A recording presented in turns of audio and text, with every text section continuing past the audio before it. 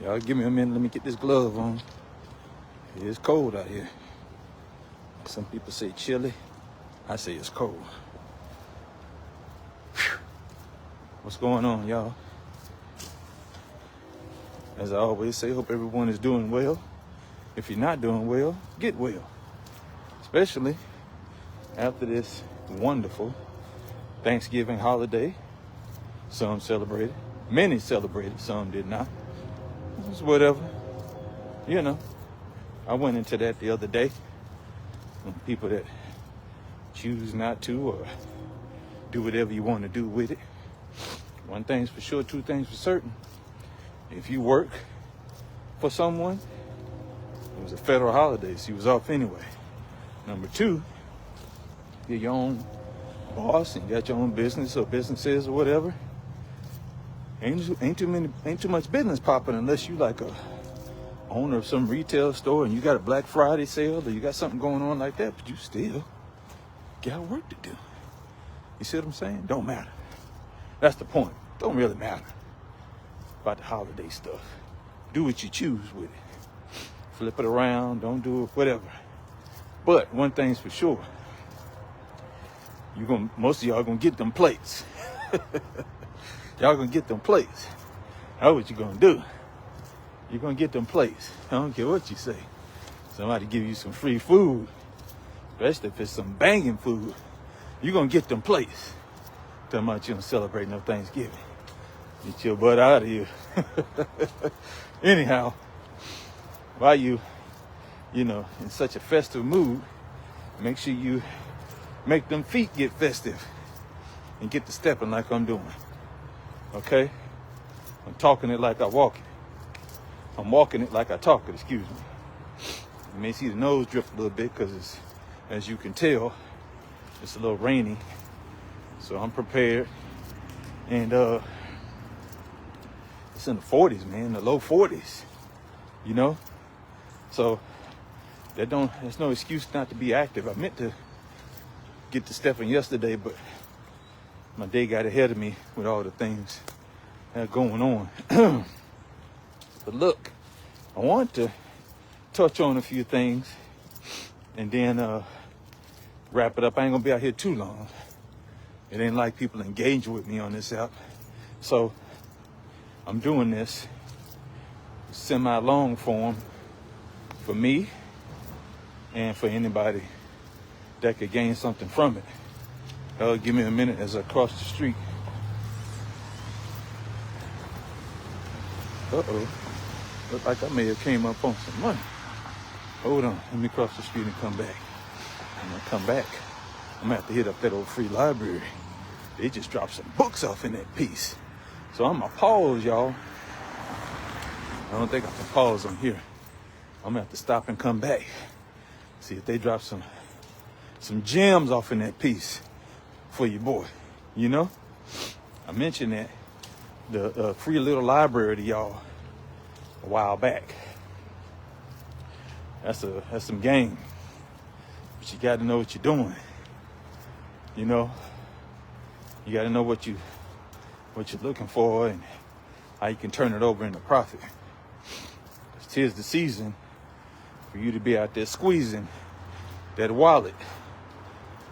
For your significant other. Some of you may want to, if you're not married or whatever, you want to propose or you want to get a special gift for your parents or your kids, Even though most of the people probably in your life got most of the things they need and want, if you're being honest, So anyhow, that ain't what I was talking about. This train is so loud going by me. Y'all will hear me though, 'cause I'm about to turn around. That sucker just like he heard me. He getting loud. I know why he's doing it though, because that's a crossing over there. There's a lot of crossings.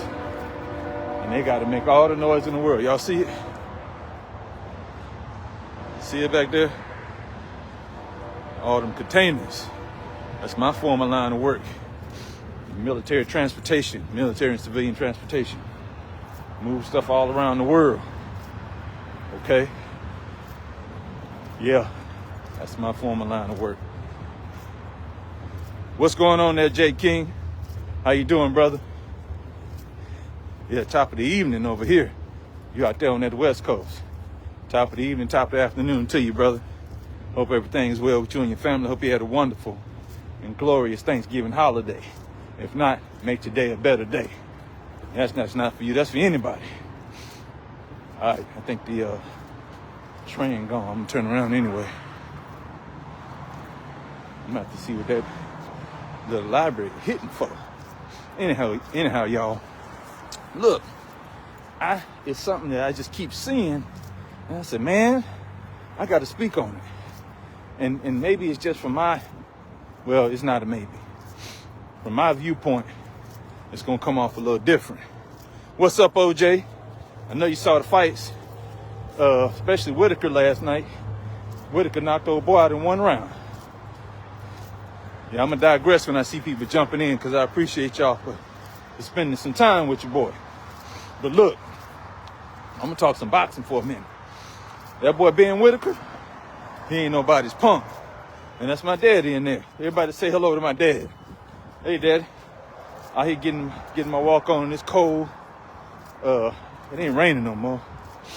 But I need to stretch it out anyway. Because these old joints been talking to me since it got a little chilly. That means I got to move them. But look, if y'all didn't see it, I missed it live.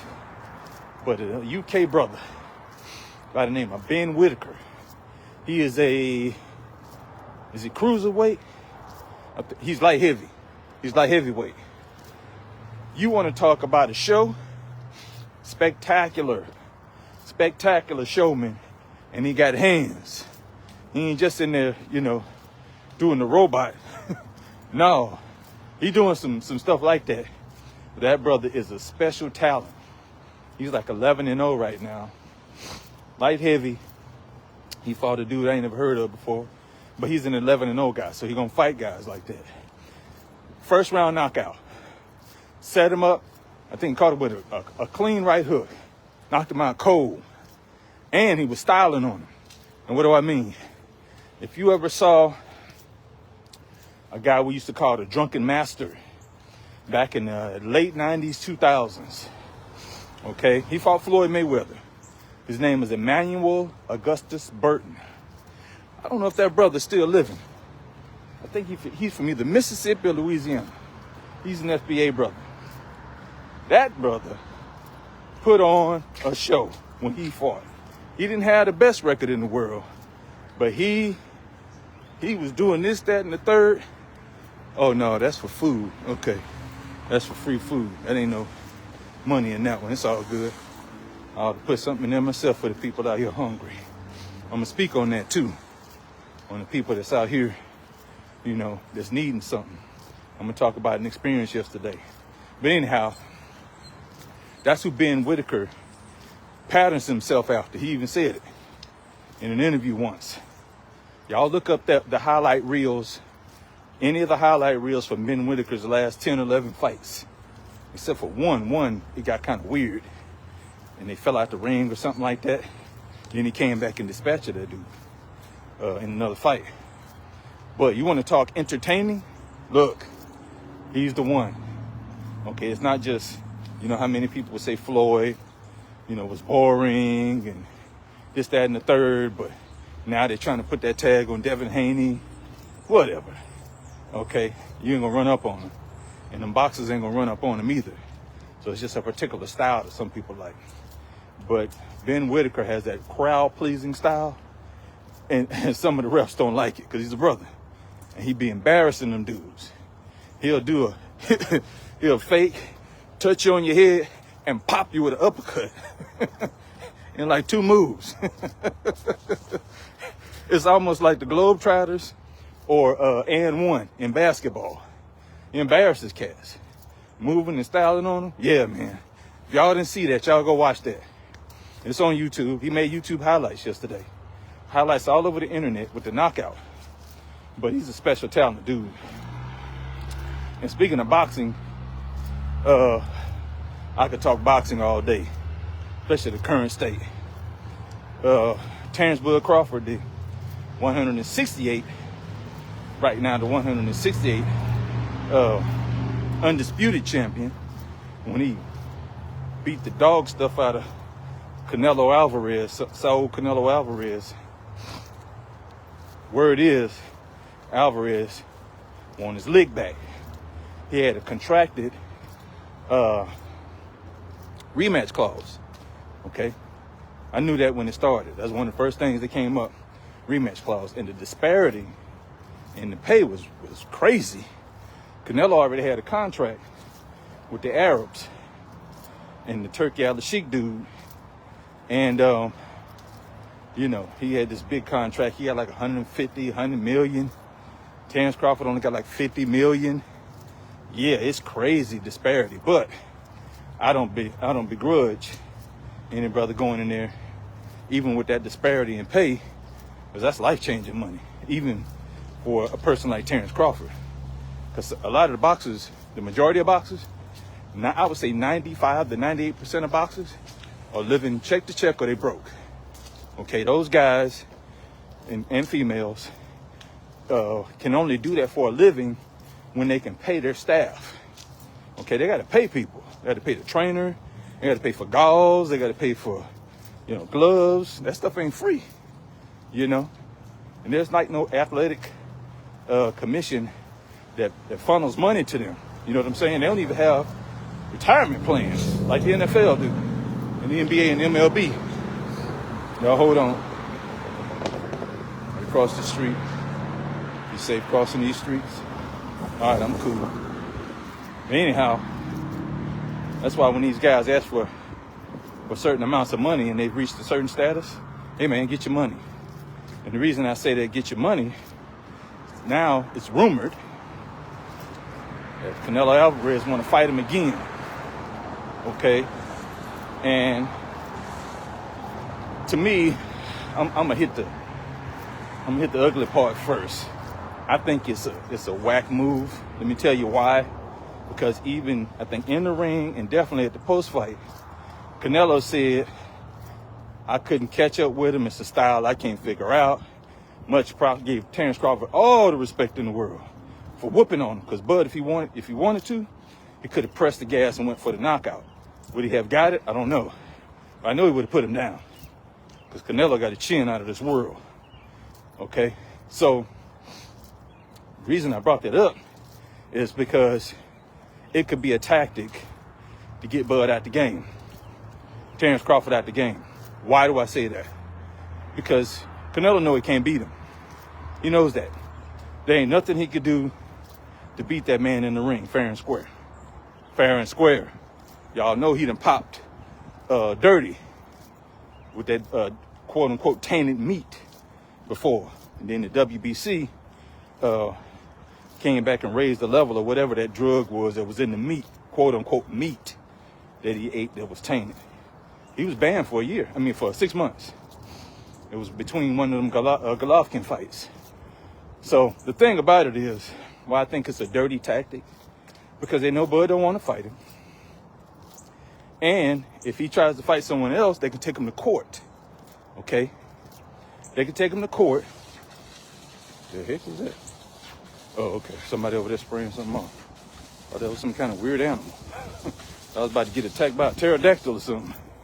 Anyhow, yeah, they could take him to court and force him not to fight whoever he wants to fight. People want him to go to 160 and get undisputed and be 4 times undisputed, make all kinds of history. So they know he don't want to do the fight. So what Crawford did now, and which is smart, he got his people out there talking for him and saying, all right, you want him to fight anybody. Put 100 M's on the table. That's $100 million. I ain't mad at him. Like, oh, he ain't worth that. These people, pundits and just internet trolls saying weird stuff like that. I'm like, man, please, you'll never tell a man what his worth is. Especially when he's accomplished what that brother has accomplished. He is undefeated, okay? And he's only been dropped twice in his career. One people didn't count. The Mean Machine Kavaliauskas fight. but he got dropped. He got clipped real good. Then he came back and knocked him out. Bud did. So, and I wasn't I'm not a fan of anyone, but I wasn't following him so heavy when he was like at 130, okay? When he fought the Ndongo dudes and stuff like that. I saw the fights, but I wasn't following him like that. When he fought, what's the white dude? I forget his name. It'll come to me in a minute. He was tough. God, I could see his face. Anyhow, that's when I started paying more attention to him. I was like, wait a minute. And he whooped on him. I was like, this dude might be something else. Okay. So if they force him to try and make this fight, then he just got to retire. And why does that matter? Or he could wait out a certain amount of time and the rematch clause would kind of die. Time is not on his side because the brother's like 37, 38 years old, maybe even close to 39. And yeah, it's a waiting game because they know he can go out and do this. They meaning powers that be, you know, some of these folks, they got ill agendas. I'm not saying Canelo himself, but it could be his people and stuff like that. It's dirty. It's a dirty game. Boxing is the dirtiest sport in history, in my opinion. And it's the most racist sport, probably in history, but definitely now.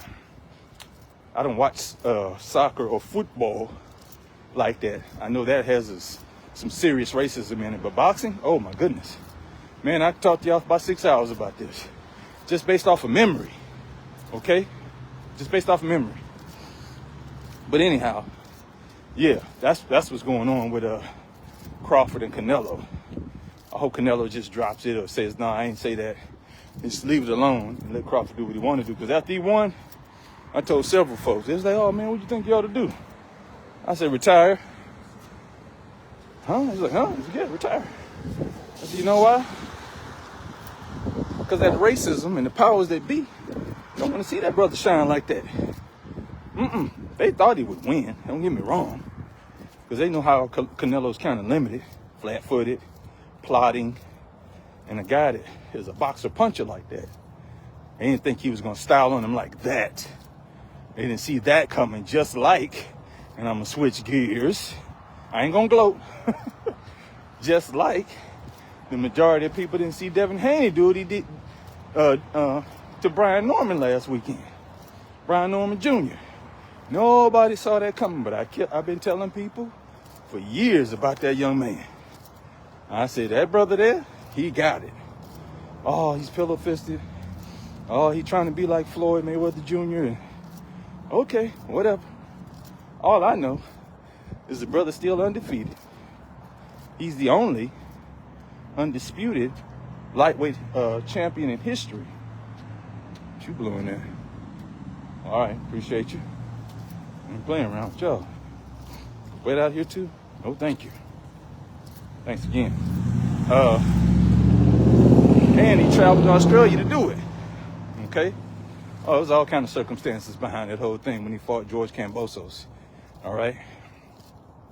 But he did it. When people was blocking him, Tank didn't want to fight him, Shakur didn't want to fight him. At the time, Lomachenko didn't want to fight him. They didn't want to fight him. Yeah, because the same stuff these little people, internet trolls, whatever, was saying. And then when a couple of them got in the ring with him, Dev styled on him. He became undisputed lightweight champion. Then Lomachenko wanted to fight because he thought he can get all the belts at one time. Dev whooped on him. Anybody that's watched boxing for 2 days knows that Dev whooped that boy. Yes, did Loma come back in the 10th through the 12th? Yeah, he had some good moments. After Dev almost broke the man's ribs. Who went to the hospital after the fight? Lomachenko did. And he cried in the ring when they announced the winner. People get caught up in moments. There ain't too much in that little library. People get caught up in moments. You know, when you see flashes or whatever. Or the guy kind of styled on Devin for a moment, but Dev was slipping a lot of those shots. If you've watched boxing long enough, you'll know that. And you're unbiased. I like the brother, but I'm unbiased when it comes to the sport. Who that? What you say, OJ?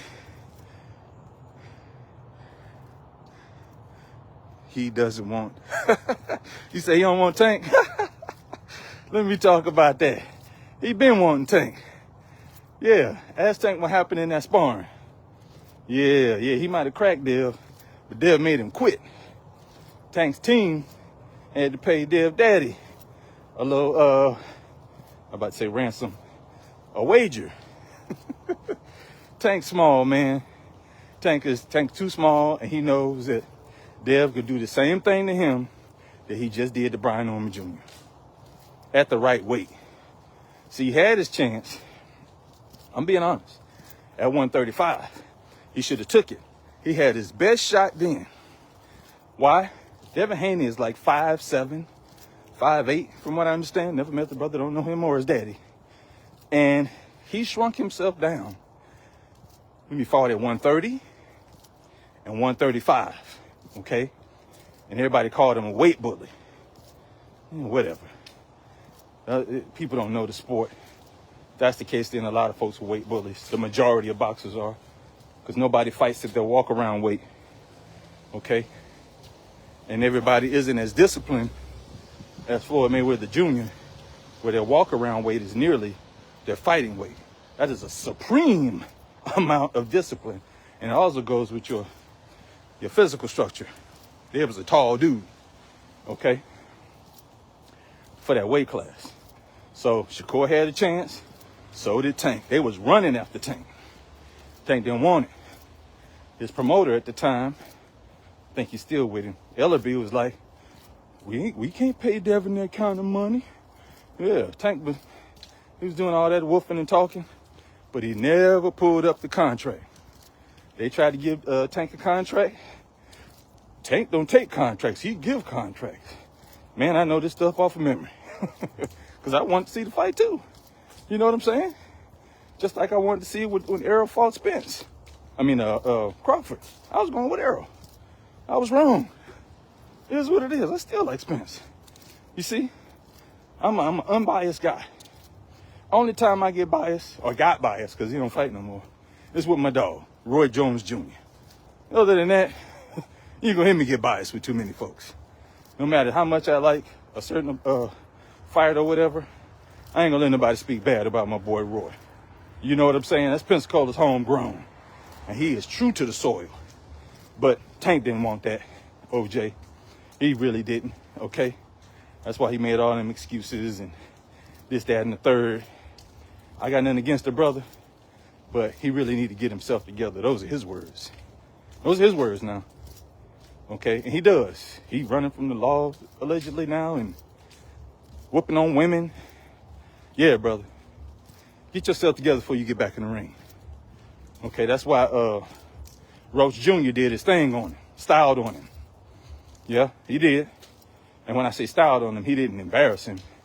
But he wasn't supposed to be able to be that good against Gervonta Davis coming up from 130. He wasn't supposed to do that. But they had, and Tank knew it was going to be a tough fight. He said it.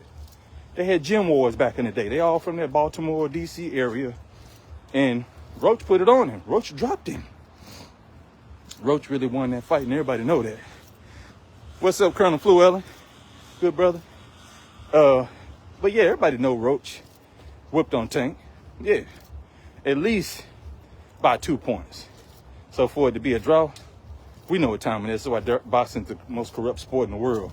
It's so corrupt that when Devin fought Brian Norman Jr. last week, everybody know Dev just cleared the cards with him. What's up, man?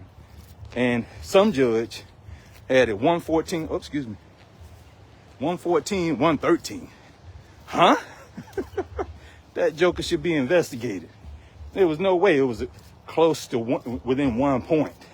And the rest of the judges had like 117, and one of them had 118, 109 or something like that. That's the right scorecards. Yeah, it's dirty. Even when Floyd fought Canelo, I think one judge had it a draw, and Floyd had to get a split. He whooped Canelo, styled on him. You see what I'm saying? So stuff that you have to talk context when you talk the sport of boxing. You have to. It's not black and white, even though many people want to paint it that way. It's not like that. We wish it was, and we wish a lot of these fighters will be like a Devin Haney and take on all comers. Another person, I wasn't necessarily a follower, but I give props where it is. And the quote unquote devil is due. That's Oscar De La Hoya. And he ain't turned down no smoke. The only person he didn't fight that people wish he would have fought was Winky Wright. See, I love the sport, man. The sport. Okay? Why? Because it's just you and that man across the ring. Or in some cases, we talk to Clarissa Shields or other good sisters that's fighting. Serrano and them. Baumgardner. Yeah, I'll follow some of the ladies too. Even when Layla Ali fought, followed all of them. It's just you and them. You got to execute. The coach can't do it for you. You know what I'm saying? I was on a panel. I go on this panel every now and again when he opens up the floor. My good brother Drew Titan. He does a YouTube boxing channel. And they show respect. Okay, and I say show respect. We've chatted and they respect my position. And I got on and I told everyone, I was like, listen, when you talk the sport of boxing, you have to take out your bias because there's a lot of things surrounding these fights that's coming up nowadays and everything that goes on with them. It's not black and white. It really isn't. Okay. And I've watched since, being around my dad and watch him get excited for him. And then one day, I never forget it. Forget how old it was. Preteen. He had give me a little black and white TV in my little back room. And it was I think it was a Saturday. I had much to do. And they showed the Rumble in the Jungle. Okay? What you say, OJ? The Truth. Oh, you watch my man? Yeah. I watched the Rumble in the Jungle. And I was mesmerized. I will never forget that moment. Just me in there. I was sitting there mesmerized at Muhammad Ali. Because I remember as a child how people talked about George Foreman and how he was just going to destroy folks. And he was. Even as a kid, I remember hearing this and even reading the newspaper.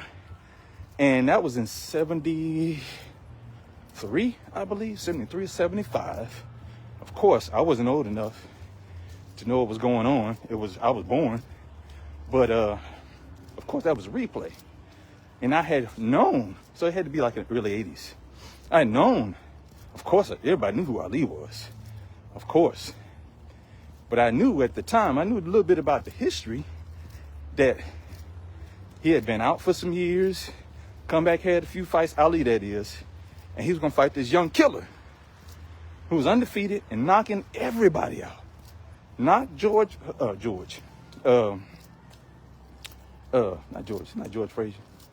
Frazier. It'll come to me in a minute. Joe Frazier, I'm sorry. Joe Frazier. Knocked Joe Frazier down like 5 times. And Howard Cosell, the infamous call, down goes Frazier. Down goes Frazier. Because Foreman kept hitting him, he kept falling to his knees until he knocked him out. You know what I'm saying? So I remember those things, and I saw that Rumble in the Jungle. Listen, I watched every moment of that fight. And I'm looking at George leaning his head, which is what boxers do, especially they get you in the corner, and just wailing both arms like a robot. I was like, God dang. Ali wasn't phased. Because they had, I think, 16-ounce gloves back then. He had both his gloves up on George's head. And at the time, I didn't know it, but years later, I found out he was talking to him. He's like, that's all you got, George? My mama hit harder than you. And listen. George, he didn't know what to do with himself. Ali was so far in his head to a degree, in the subconscious, because George was still trying to knock his head off. When he started getting set up and got hit with that ankle shot, it was over. Couldn't get up. He could not get up. You know what I mean? Did I turn around at the right spot? I turned around too early. Let me go back. Yeah, I turned around too early, running my mouth. But yeah, that's what got started for me. And I just became enamored with how fighters train, you know, everything that leads up to the fights, all the hype back in the 80s when Don King was involved. And of course, I wasn't an adult then, but I heard about the way they set up the weekends and stuff like that. Listen, people can say what they want about the sport, but it generates so much revenue around a single event outside of the Super Bowl and maybe like World Cup soccer. I don't know of any event in the world that gets that much buzz, especially if you get the right people in the ring. You know, we wanted to see Pacquiao, Mayweather for like 5 years. Everybody watched it. I want to say like, I think it was over 2 million pay-per-view buys, like 1.9 or 2 million, something like that. But it was kind of dull. You know what I'm saying? They both was at the tail end of their careers. Floyd styled on him, okay? Made it look easy, as we knew he would. You know, that's what I'm talking about. When I talk it, I'm not talking it from a fan's perspective. I have an informed perspective like I try to have with most stuff. But look, I'm going to touch on this other thing real quick before I get up out of here, because my hand's getting a little colder. Especially when it comes to sport. And I'm going to talk particularly about boxing. If you watch some of these quote-unquote fans, especially surrounding anything dealing with Devin Haney and his dad, Bill Haney, most of these dudes, unless they want to be racist, which many of them are, okay, and they just expunge their hate all onto him. A lot of the guys that are brothers, they got unresolved daddy issues. I know this to be a fact. I know it to be a fact. And it might not be nothing serious. It might not be like they hate their dad. They might have a great relationship with their pops. But something's unresolved there. How can I say that? I watched Haney come up since he was like a teen. I remember seeing him in the gym with Mayweather Sr. There's an famous video. Mayweather Sr. was pointing at him. And was like, this guy is going to be a world champion. He got all the goods. They was like 16 years old. Okay? And just watched him come up from there. And his dad, he wasn't in the picture in videos a lot, doing a lot of talking like he does now.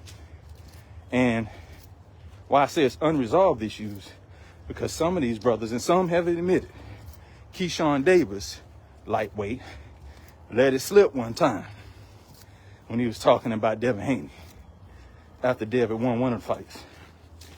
And he was really excited and just like, I don't need no daddy. I was like, what the heck that got to do with this brother fighting? We don't need that down here. I was like, oh my. Hey, brother. You really got something going on there. Okay. And started noticing patterns. Everybody's pattern not going to be the same. You know, I'll ask certain people. So I don't like his style. That's one thing. So, oh yeah, man, I got nothing but love for the brother. I hope he wins. That's one thing to say that. Because you like to see knockouts. You like to see people that can crack. You know, that's cool. Nothing wrong with that. And you're like, well, I ain't got nothing against him. But if you really, let some other people talk and peel back the onion, talk to them long enough, or let them keep talking, they'll tell you. He'll tell you. I asked one brother, never met the brother before. Conversation came up. Man, F Devin Haney, F this and F that. I was like, dang, brother. It's like that? Yeah, man. Yeah, you can't hit. This is after he won against Norman. And I was like, dang. I was like, brother, okay, man. I said, let me ask you something, man. I said, what's your thing? I don't like your style. I said, I don't believe that, man. I said, you know what I think it is? I think it's because his daddy. I think it's because of Bill. He kept talking. 5 minutes later, the brother was honest. He came back. He said, you know what? It is. It's because of Bill. I was like, okay. And this brother, to what he's saying, him and his dad got a great relationship. The thing about it is, and I've seen this with people I haven't, talked to in person, is some guys wish that their pops would do what Bill did for Devin. And what do I mean by that? Bill Haney's been transparent about his life to where he was out in the Oakland streets doing what he did. And he paid his debts to society. But, after he, got released or whatever, I don't know if Dev was born or not, he made something of himself. And Dev was a kid, getting in trouble in school. They moved to Vegas. He was fighting all the time. He tells the story often. And he got him in the gym. And the unsaid things are kind of obvious, if you know a little bit about the sport. Who lives in Vegas? Okay. Floyd lives in Vegas. He's lived in Vegas all the time he was fighting. I don't know if he lived there now. But he was active and fighting. He was a big-time champion. He was the greatest boxer in the world at the time. His dad knew to get him into that gym and get that training. How you going to do that? The brother had street connections, I'm sure. And I'm sure he had to break some bread. Okay? And many people know that. That's a subconscious thing that some cats got going on. They don't hate their dad. Some may not have one. Some may not know who their dad is. But they look and see that Dev didn't have to come get it out the quote unquote mud. Oh, he ain't come up hard. Well, who wants their child to come up hard? Just to say that you did?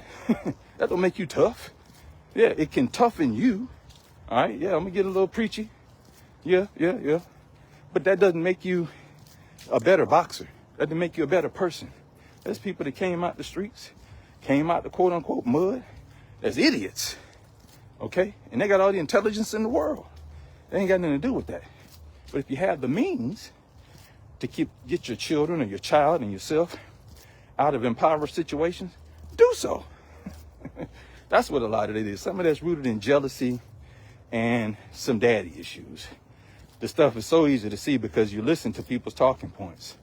And like I said, the first big one is the racism piece. There's some Latino folks and, of course, white folks will espouse about Devin Haney when it just doesn't add up. If someone comes with a logical point about the brother and not his ability or whatever, and they could break down, how he's not this or that, that makes sense. Outside of that, yeah, it's unresolved subliminal and subconscious issues, subliminal messaging and subconscious issues that a lot of these guys have. It's not my opinion. It may sound like my opinion, and I'm gonna tell you why it's not my opinion. Because I've studied the sport for not just for personal pleasure, because if you study anything long enough, it should help you in your life, personally and professionally, and it has. So when you study that and you see other things that are patterned right along with it, it's kind of like a fact. You know what I mean? People can say, well, you're not an expert. Okay, I'll take it. I kind of am to a degree, one that's unbiased and just talking the sport. And then when you see people come in with their bias, it's easy to identify, especially when I, myself personally, don't have those daddy issues. My dad in here right now. You know what I'm saying? I never had them. Everybody's life ain't gonna turn out roses. But how do you, here's a question to anybody.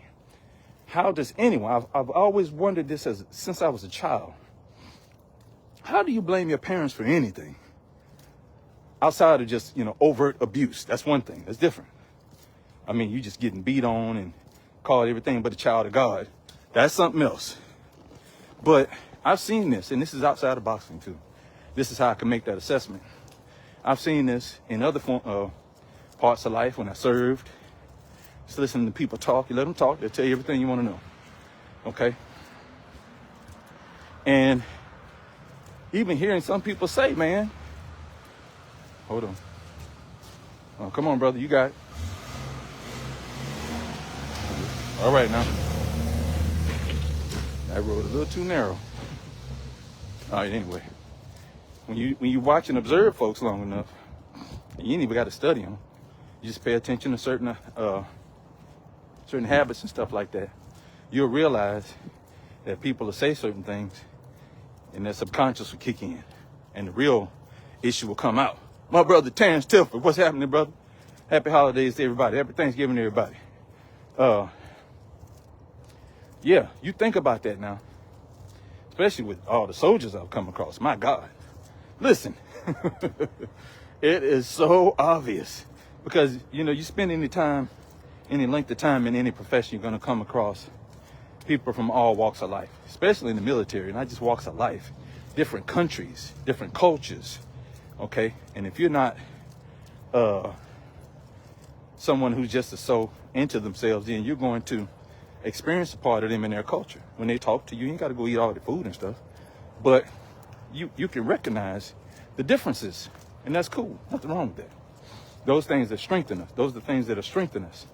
My point about that is, going back to the original points, is when you can identify that someone has those issues and you look back and you say, well, dang. The first question you should ask yourself is, do I have those? And it ain't just daddy issues. It's mommy issues too. Okay, mommy issues too. Yeah, more daddy than mommy, because let's just be honest, folks. Most people, I don't care who you are, most people will not think ill or speak ill of their mother. That's pretty much a fact. Okay, their mother could be out in the streets, you know, street walking. She could be on drugs. You better not talk about their mama. Tell me where I'm lying at now. Okay? And there's a reason for that. All right. Let me check over here. Thank you. Let me step it up. There's a reason for that. I've taught my children this. I don't look at them funny because they'll, you know, run to mom for something or have more affection. You're supposed to. She carried you. You know, think about it. Think about it. That bond is unbreakable, y'all. Okay? That's why they talk about a mother's love. That thing is reciprocal with children, man. Look, I'm serious. You look at any tragic story about children and their parents, and look at how they do not demonize or talk bad about the mother. There's a reason for that, and to me, that's okay. As men, it's the way it's supposed to be. Because me as a man, as your father, I'm here to provide structure, discipline, a way. And when I say a way, you know what I mean? A roof, food, clothing, a lot of the wants and stuff like that. Mothers are natural nurturers. I ain't gonna get too deep. But that's how you can see some of these things. You just apply it to regular life. And when you could tell in other walks of life that people got those issues, they'll come out, some of them will come out and tell you, okay? They will come out and tell you, man, my mama could have did this for me. They might not hate their mama. Man, she could have, I'm like, well, wait a minute now. And what age you was talking about you was? I'm 12. And they going back because they ain't get rock'em sock'em robots. And they holding on to it. I'm serious. You think I'm not lying. I'm very serious. You just think about some of those conversations you've had with people, or maybe yourself, okay? Nobody's perfect, but they'll hold on to something, man. We could have had this life. I've even heard people nowadays, even folks that got courses going on, and they'll immediately leave their course, or they have like a free 3-day trial or whatever, and they'll say, well, man, with all this information, my mama should have showed me this. My daddy should have showed me this. I'm like, fool, you don't know what they were going through back then. What is your problem? Man, yeah, it's troubling. That's how I could see those things, okay? You listen to that. There's nothing wrong with saying, you know, kind of doing some certain what-if scenarios. Nothing wrong with that, in my opinion. But, in my opinion, you should leave that where it is without casting judgment, because you weren't an adult back then. You didn't have to make some of the decisions that they made. They meaning the other generations, the boomers, the silent generation, they had to grow up way faster than most of us did. That's either true or false. Okay? All right? Okay? Some of the luxuries that we have, we meaning since Generation X and beyond, many people just discount them like they don't mean anything. No, those generations laid a pathway and a way for these things to be here. This thing that I'm holding in my hand right now. You don't think they had something to do with that? Of course they did. Of course they did. I ain't gonna give y'all no history lesson, okay? About the black folks that did all this great, wonderful things in technology. I ain't gonna do all that. Y'all know this stuff. You see all the clips on YouTube and Instagram and Facebook all the time. You know what I'm saying? Just put two and two together, you know, carry the one, you'll get your answers. But I'm not trying to sound philosophical, but I'm bringing all of this back to my original point when some folks started showing up in the live here, you know, that we're avid boxing supporters. Some people say fans. And I thought about last night's fight with Whitaker and then Devin Haney, and that whole thing surrounding Devin and Bill Haney. It's always something, I'm amazed by it.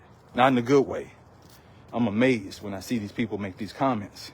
And these are regular, working people, even some people that are, that boxed before, like Sean Porter and some of these other folks. And I'm like, wow, y'all really got problems, huh? Because you're really not talking technical stuff. You're talking your opinion. Okay? Anyhow, I'm about at the end of my walk, y'all. Plus my fingers need to get some more heat. You know, I got these, gloves on. Want to share that with y'all. Do what you will with it. Just do something positive that's going to, you know, make things better for yourself or others around you. Because that's what I'm sharing for. Now, I've mentioned this in the past, well, recently, I should say. I've got so much more to share, and this really ain't my lifestyle. This really ain't my style, to be quite honest with you. I ain't no talker like this, but I'm getting out of my comfort zone. I'm going to talk about things that I have good information about and I feel like I know well enough to discuss and share, that you can learn from and help from. But then when you get to the nuts and bolts and the strategy, or what I call the ingredients of the sauce, that costs.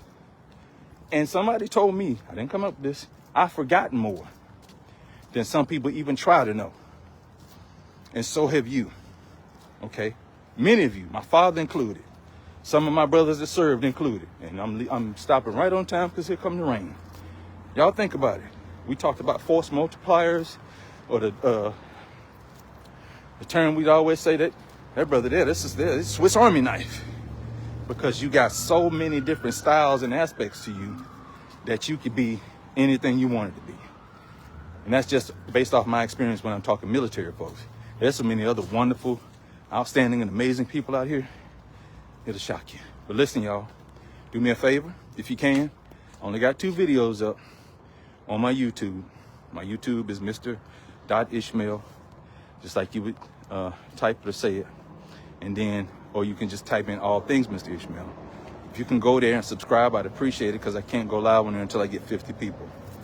It's been kind of defunct and dead because I never used it other than watching. But now I'm going to jump into space. I appreciate y'all. Thank you for sharing your time with me. And like I always say, if you can't be good at it. Sorry, I made y'all.